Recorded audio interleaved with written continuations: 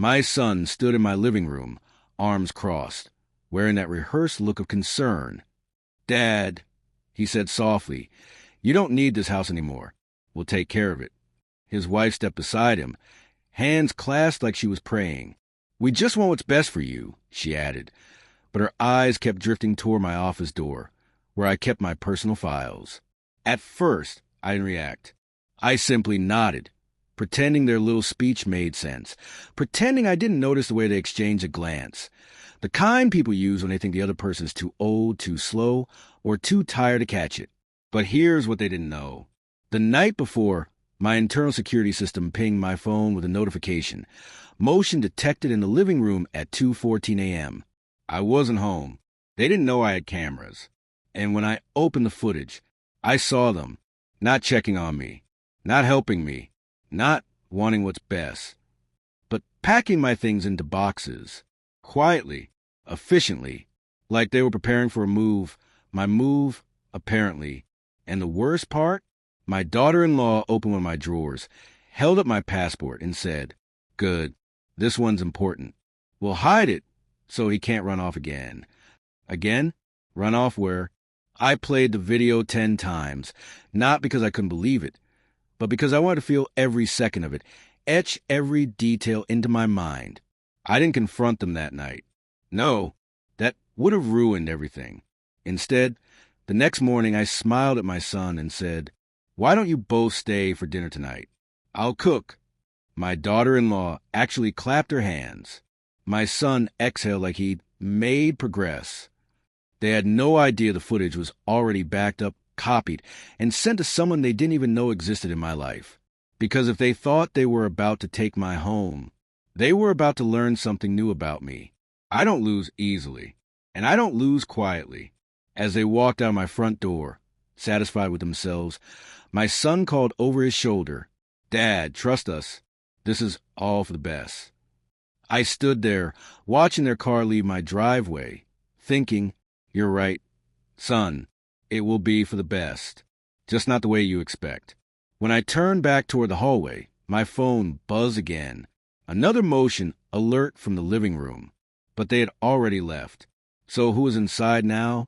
The second motion alert wasn't supposed to happen, not after my son and his wife had already driven away.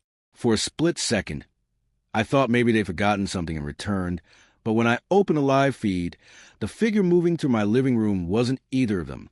It was my granddaughter, Emily, 10 years old, small, quiet, barefoot, and carrying her stuffed rabbit by the ear like she always did when she was nervous.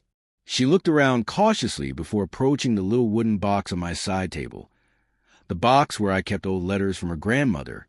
I watched as she opened it, then slipped her hand underneath the envelopes, feeling around as if she were searching for something. When she didn't find whatever it was, she closed the lid, hugged her rabbit closer, and left the room. I shut off the feed, grabbed my keys, and drove to my son's house. Something wasn't adding up. Emily had never touched that box in her life. She didn't even know it opened. Someone had told her to look in it. Someone had told her what they expected to find. When I arrived, Emily was on the porch drawing chalk flowers on the steps. She froze when she saw me, like she'd been caught doing something illegal. "Grandpa," she whispered, "I wasn't supposed to." Then she stopped. Her eyes flicked toward the front door. Fear, actual fear, in a child who had never been afraid of me in her entire life. I sat beside her. "Sweetheart," I said softly, "you're never in trouble with me. You can tell me anything." Her fingers tightened around the chalk until it snapped in half. That's how terrified she was. "Mom said I had to find the papers," she whispered. "The ones that say you're leaving everything to me." My heart kicked hard against my ribs. I had no such papers. Never wrote them. Never even considered it. That meant my son and his wife weren't just planning. They were creating a narrative. One where I was confused, irresponsible, unpredictable. One where they needed to step in and take control. But using Emily, dragging a child into whatever scheme they were running, that crossed a line I didn't even know they were capable of crossing. Before I could ask anything else, the front door opened. My daughter-in-law appeared, smiling too brightly. "Oh, Dad, what a surprise. Her voice was thick with pretend warmth. Emily immediately stood up and hid behind me. I noticed a faint mark on her wrist, a fingerprint-shaped shadow. My jaw tightened. I stood slowly. We need to talk, I said. My daughter-in-law smiled and faltered, but her eyes sharpened with something colder. Oh, about what? She asked lightly. About why your daughter was in my house, I replied. For the first time, the smile slipped. My son stepped into the doorway behind her. Dad, he said, his tone suddenly firm. Let's all calm down. But for the first time since this began, I wasn't the one who needed calming. I had evidence. I had motive. And now I had a shaken child who'd unknowingly revealed more than any camera ever could. I glanced at my son, then at his wife, and said, You two are hiding something, and I'm going to find out what. That's when Emily tugged my sleeve and whispered, Grandpa, there's more. Emily's whisper, Grandpa, there's more, hung in the air longer than anyone in that doorway wanted. My son stiffened. His wife shifted her weight, like she was preparing to interrupt. But I crouched down beside Emily, keeping my body between her and her parents, and asked quietly, What more, sweetheart? She hesitated, glancing at her mother with that frightened, guilty child look. Mom said you forget things, she murmured. She said you signed some papers, but you don't remember. Her voice cracked on the last word. She wasn't lying. Kids don't fake cracks in their voices. I stood slowly, and in that moment, I saw the full picture. Not the story they were telling me, but the one they were telling everyone else. My son wasn't just trying to help me. He was building a narrative. My daughter-in-law wasn't just smiling too brightly. She was rehearsing. And Emily? She was the unfortunate collateral damage in someone else's ambition. What they didn't know was that I had seen signs long before tonight. 3 months earlier, my son had asked casually if I'd ever thought about downsizing. 2 months ago, he suggested he could assist with my finances to reduce my stress. A month ago, he made an offhand remark about memory tests he'd read about online. And 2 weeks ago, he told a family friend within earshot of me that I was getting a bit forgetful. At the time, I brushed it off. Now I realized it was groundwork. They weren't improvising. They were executing. And I had already started preparing long before they knew I suspected anything. The cameras?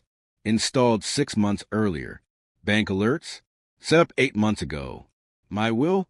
Reviewed with my attorney 11 months ago. Medical evaluation? Completed quietly just 2 weeks ago. Full cognitive clarity, documented and signed. I wasn't paranoid. I was cautious. Years of managing my own business had taught me something simple. People act normal until money enters the room. Then you learn who they truly are. Inside the house, my son stepped forward. Dad, we were going to tell you everything, he said, voice smooth and steady, the way he spoke to clients at his job. We've been worried. You've been distracted lately. I raised an eyebrow. Distracted? You left the oven on last month, he said. I preheated it. I replied. You walked in while I was cooking. His wife added quickly. You misplaced your keys twice. I misplaced them once, I said, because you moved them. Her eyes flicked downward. She hadn't expected me to remember that. My son exhaled deeply. Dad, this is an attack. We want to help. But help was never their goal. Control was. Before I could respond, Emily tugged my sleeve again. Her voice was barely audible. Grandpa, they said something else. Last night, I knelt down to her height. Tell me. She looked at her parents, then buried her face against my shoulder and whispered. They said, You won't live here much longer.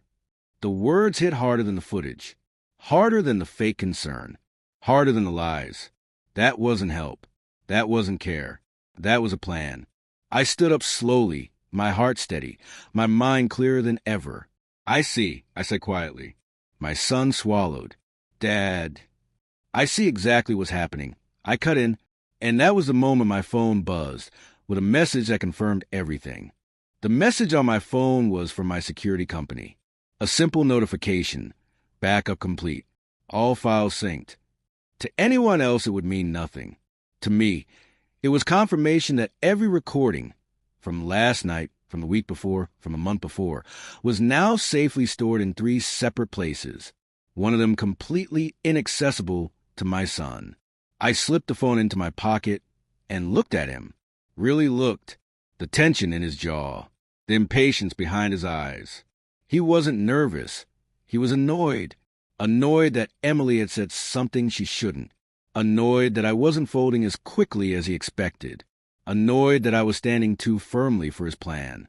It wasn't new behavior. I had noticed small changes over the past year. He visited more often, but not to talk.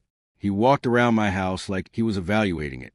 He asked more questions about my accounts, my health, my habits. At first, I thought he was finally becoming responsible. Now I realized he wasn't improving. He was calculating. That was why I started preparing long before tonight. 6 months ago, I installed the new camera system. Not because I was afraid of burglars.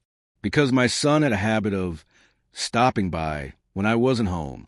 And each time, something small shifted, a drawer rearranged, a file moved half an inch, a tool missing from the garage. 5 months ago, I told my doctor I wanted a full cognitive assessment. Not because I felt unwell, but because my son had asked me, casually, if I ever forgot appointments. I told him no. He looked disappointed. 4 months ago, I added a sealed clause to my will. Any relative attempting to manipulate or forge documents would receive nothing. My attorney signed as witness. My son didn't know that. 3 months ago, I created a private bank alert system that notified only me of any attempted access. Not shared access. Not dual approval. Me alone. 2 months ago, I paid for a private storage box at the bank and placed duplicates of every important document inside. Deed copies, will, medical reports, camera footage summaries. And just 2 weeks ago, on a random Tuesday morning, I updated my medical evaluation. Perfect memory, perfect cognition, perfect clarity. None of this was paranoia. It was survival. I had seen too many stories of people my age losing everything not because they were weak, but because someone younger assumed they could take advantage of them. Back on the porch, I stepped in front of Emily protectively. My son's eyes narrowed. His wife's smile vanished completely. They finally understood I wasn't confused. I wasn't scared. I wasn't alone. I reached into my pocket and pulled out my keys. I need you both to leave, I said calmly. Now. My son blinked. Dad, don't make this difficult. It's already difficult, I replied. You made sure of that. For a moment, no one moved. The air stiffened around us. Emily's hand found mine, small and trembling. I squeezed it gently. Then, surprisingly, my daughter-in-law spoke quietly. We were only trying to help. I looked her straight in the eye. Then why did you pack my things at 2 a.m? Her face drained of color. My son opened his mouth, but the sound that came next wasn't his voice. It was my phone again. A new notification. Alert. Unauthorized access attempt, bank account. I held up the screen so they could both see it. Their expressions told me everything I needed to know. Someone was already trying to take what was mine, and now I knew exactly who. The moment my son saw the bank alert on my phone, his entire expression changed. The softness disappeared. The concern vanished. For the first time since this started, he didn't bother pretending. His jaw tightened, his shoulders squared, and his voice, usually measured and calm, came out sharper than I had heard in years. Dad, he said, you're misunderstanding everything. Let's go inside and talk privately. Privately. That word told me more than any argument could. He didn't want witnesses, not even his own daughter. I think we'll stay right here, I replied, keeping my body angled between Emily and her parents. She clung to my arm, silent but alert. My daughter-in-law stepped forward, lowering her voice to a whisper she thought sounded gentle. You're making this harder on yourself. We're trying to prevent problems before they happen. Her gaze flicked to my phone again. She had recognized the bank's logo. I slipped the phone back into my pocket. And what problem are you preventing by accessing my account without permission? Her face twitched. Just once. But that was enough. My son exhaled sharply, as if he were the only rational person present. Dad, you've been under stress. You're not thinking clearly. The bank system is glitching. There was no attempt. A lie. Clean, immediate, too polished. I didn't argue. I didn't raise my voice. I simply said, the attempt was made through your device. Funny coincidence. His eyes widened before he caught himself. He hadn't expected me to know that, but of course I did. My bank alert included the device ID. The air went thick. Even Emily could sense it. She squeezed my hand again, then looked up at me as if waiting for me to do something. Anything. To protect her from whatever this was becoming. My son took a slow step closer, lowering his voice. Dad, if this continues, we may need to get outside help. For your own good.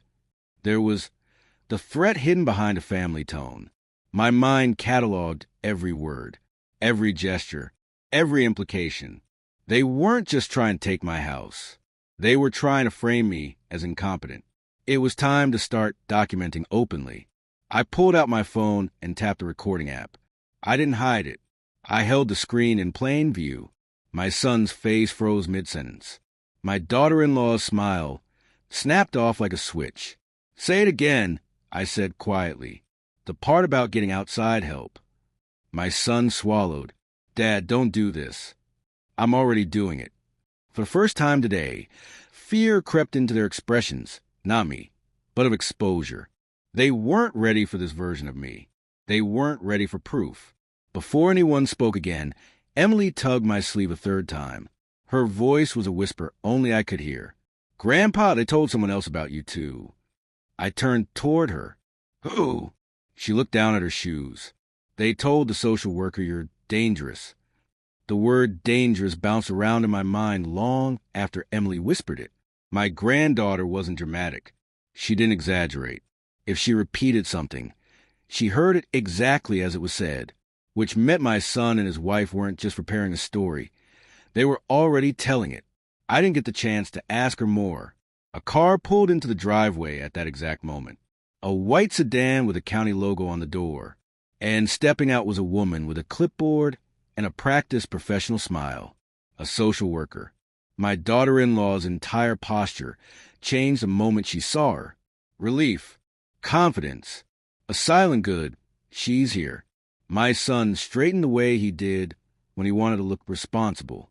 The social worker looked between us and said, I'm here for a wellness check.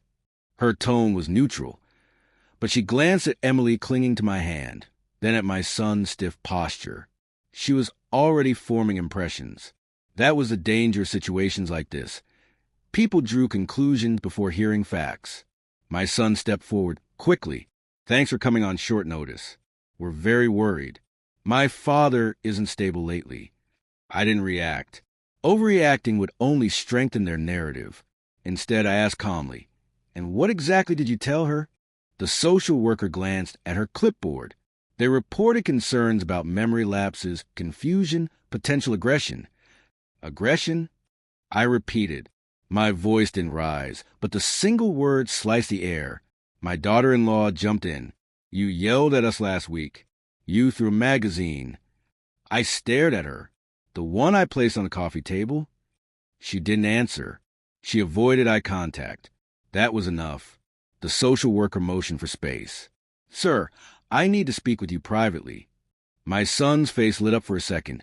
He thought that meant advantage. But when the social worker added, alone, the smile dropped.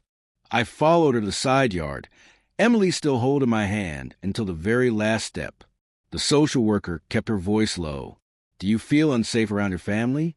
I looked her straight in the eye. Right now? Yes, but not for the reasons they told you.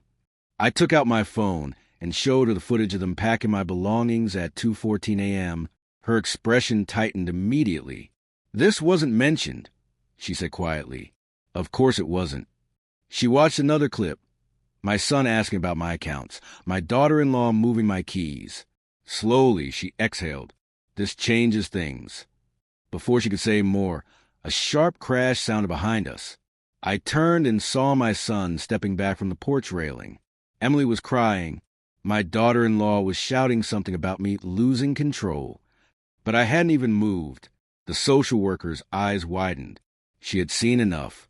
She stepped toward the porch, but before she reached it, my son pointed at me and yelled loud enough for the neighbors to hear. He just threatened us.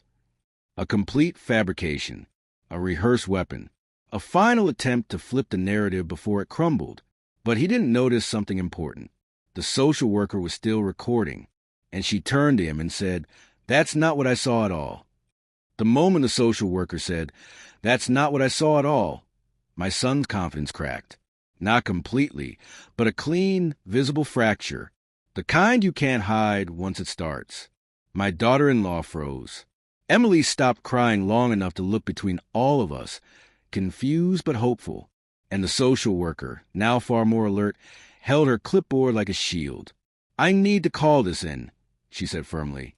"All further conversations must be documented." My son stepped forward. "Wait, there's no need to escalate." "It's already escalated," she replied. "By you." I didn't speak. I knew silence was my strongest weapon here. The social worker asked me to come with her for a brief medical check. Standard procedure when conflicting statements are made. She didn't phrase it like an order, but her tone made clear it would help me. Not them. My son tried to object. "He doesn't need that. He's fine. He just needs rest." The social worker looked at him. "You just claimed he was unstable. Now you're saying he's fine." He had no answer. I followed her to her car. She kept the body camera running the entire time. My son and his wife remained on the porch, whispering to each other in quick, frantic bursts. Emily reached out as I walked past. "Grandpa, will you come back?" I squeezed her hand. "Of course." The social worker drove me to the clinic 3 blocks away. Inside, she explained the situation to the attending physician, Dr. Hale, a man who'd treated me for years. He raised an eyebrow when she mentioned accusations of memory issues and aggression. He asked me a series of cognitive tests. I passed every one.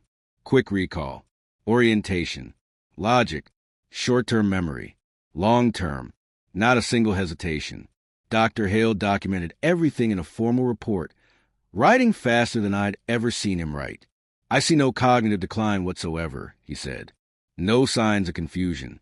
No behavioral abnormalities." The social worker nodded, relieved. Then he added, "Didn't you do a full evaluation 2 weeks ago?" "I did." He pulled up the record. Same result. Perfect clarity.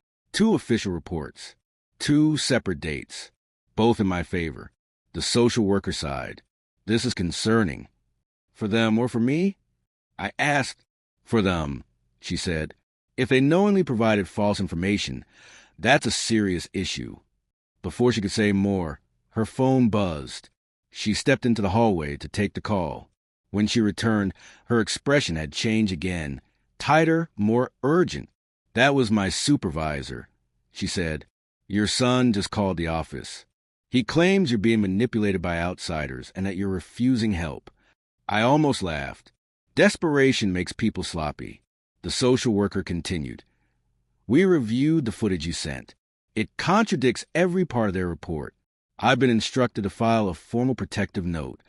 She hesitated before adding, "Against them, that was their mistake.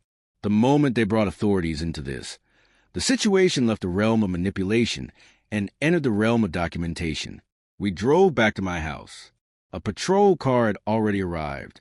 2 officers were standing in my driveway, talking to my son and his wife. They both looked nervous. Too nervous. One officer turned to me. "Sir, we've been informed there may be a dispute over residence and safety. Before we proceed, we need your statement." I handed him the medical report. Then I handed him a USB. Then I pointed at my cameras. He asked only one question. "Is all of this true?" "Yes," I said. He nodded. "Then we'll need to speak with them next." My son's face drained of its color. My daughter-in-law stepped back instinctively, like someone fired a gun. And then one officer said the words that finally broke their confidence. "Ma'am, sir, we need you to step aside." When the officer told them to step aside, the shift in my son's expression was immediate. The confidence drained from him like someone had pulled a plug. He tried to argue, but the officer didn't even turn his head. "Sir, we'll speak with you after Mr. Carson." He hated that. He hated being anything except the center of control. The social worker walked to my side. "Based on what we've seen," she said, "we're issuing a temporary non-interference order. 30 days. My son blinked hard. My daughter-in-law's smile vanished completely. "This is insane," my son snapped. "We're trying to help him." The officer held up the medical reports. "2 evaluations say he's fully competent, and the footage contradicts your claims." He spoke calmly, but each sentence hit like a hammer. Midnight packing. Unauthorized bank access. False reports. The evidence was stacked higher than their excuses. My daughter-in-law tried one more time. We thought he was declining. The officer didn't flinch. Declining people don't install multi-point security systems and document everything. I stayed silent. Silence was doing the work for me. As they were questioned, I stepped inside and called my attorney. The documents I prepared months ago were ready. A private trust, a restriction on family decision-making, and a new amendment to my will addressing manipulation attempts directly. By the time I returned, the officers were finishing the paperwork. My son looked shaken. My daughter-in-law avoided my eyes entirely. Emily stood on the porch, anxious but hopeful. Any contact or interference violates the order. The officer reminded them. That includes today. I nodded, walked past them without anger, without satisfaction, just clarity. They had pushed too far, and now the law had stepped between us. As I entered my house and shut the door, my phone buzzed again. A message from my lawyer. "Daniel, they've already contacted someone else." And that meant their next move was already in motion. They didn't wait long before making their next move. Not even 24 hours. By the following morning, my phone lit up with 3 missed calls from my son, 2 from his wife, and 1 number I recognized immediately. Their pastor. A predictable strategy. When manipulation fails, people look for someone with a softer voice to deliver the same message. I ignored them all. Around noon, someone knocked on my door. Not loud, not aggressive. A gentle, almost rehearsed rhythm. When I opened it, my son stood there alone. No police, no social worker, no witnesses. His posture was humble, but his eyes were calculating. "Dad, can we talk?" he asked. "The order says you can't be here," I replied. He sighed dramatically, as if I were the unreasonable one. "I'm not here to fight. I'm here because this has gotten out of hand. We're family. We shouldn't involve lawyers, social workers, or police. Your choices involve them," I said. He ignored that. "Look, maybe we made mistakes, but we were scared. You've been distant. You don't tell us anything. We thought maybe you needed guidance." Guidance. A nicer word for control. I didn't move. "What do you want?" His facade cracked for a moment. "We just need to sort out your paperwork. Mom's insurance, the house, everything's a mess. If something happens." "Nothing is happening," I said sharply, "except you trying to take what isn't yours." He swallowed, struggling to keep his voice steady. "Dad, you're being unfair. We were only trying to protect the family." "By lying to a social worker?" I asked. "By packing my belongings at night? By accessing my accounts without permission?" He stepped closer. "We didn't mean harm. That's not what the evidence shows." His jaw tightened. For a moment, I saw the real reason he came. Not to apologize, not to fix anything, but to salvage the plan before it slipped completely out of reach. He looked past me, into the house. "Can I at least come inside? Just for a minute?" "No." He took a long breath, then dropped the calm act entirely. "Dad, don't do this. We're your family. You can't shut us out like this. You can't punish us for caring." I met his eyes. "I'm not punishing you. I'm protecting myself." He stared at me, stunned, not because the words hurt him, but because he had finally lost control. Before he could respond, Emily's small voice came from behind him. She had walked over from a neighbor's yard. "Mom said they're calling another lawyer," she whispered. My son spun around. "Emily." But it was too late. She'd already said it. And when he turned back toward me, I knew exactly what I needed to say next. When my son turned back toward me after Emily's whisper, he looked like a man standing on ground that had already collapsed beneath him. His eyes searched my face for something. Anger, forgiveness, weakness. Anything he could use. But I was past that point. Calm has a way of ending battles faster than shouting ever could. "You're calling another lawyer," I said quietly. "Good. Then you'll hear this clearly." He tensed. His wife appeared behind him, clearly listening from a distance, trying to piece together what she could salvage. "I'm done discussing this," I continued. "My attorney will speak for me from now on. Any issue you have, legal, financial, personal, goes through him. You no longer have access to my home, my accounts, or my medical information." My son's breathing grew uneven. "Dad, this isn't fair." "For once," I said, "fair is exactly what this is." He tried again. "We're family. You can't just cut us off." "You cut yourselves off," I replied, "the moment you decided to lie." He flinched. The truth tends to sting more than accusations. Emily stepped closer to me, almost instinctively. Children always move toward the calmer voice in the room. I rested a hand on her shoulder and kept my eyes on my son. "I'm not fighting you," I said. "I'm protecting myself from you." My words settled over the porch like cold air. No yelling, no dramatic exit, just the truth. And then the final blow arrived. Not from me, not from the police, but from my attorney. My phone buzzed. A simple text. "Daniel, their second lawyer, just withdrew. He reviewed the footage." My son saw the screen over my shoulder. His mouth opened slightly. His wife's face dropped. They had tried to find someone to defend them, but facts win where manipulation fails. I put my phone away. "You should go," I said quietly. For a moment, he didn't move. I could see the calculation, the fear, the realization that the plan had not only failed, it had backfired in a way he never expected. Finally, he nodded stiffly. "Fine," he said, "if that's how you want it." "It's how I need it," I replied. He turned away. His wife followed.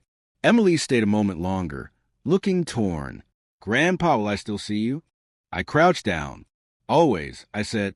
"This isn't about you." She nodded softly, then ran after her parents. Over the next weeks, everything settled with quiet finality. The non-interference order became a longer-term agreement. My accounts were sealed behind a trust they couldn't touch. The social worker closed the case in my favor, and my will now included one final clause. Any relative who attempts to manipulate, coerce, or deceive forfeits their inheritance. It was legal. It was fair. It was necessary. One morning, I sat in my living room, the same one they tried to empty in the middle of the night, and watched the light come through the window. Peace feels different when you earn it. People think revenge is loud, but real revenge, it's quiet, it's procedural, and it leaves no space for doubt. I leaned back in my chair, feeling more at ease than I had in months. This wasn't cruelty, it was self-defense.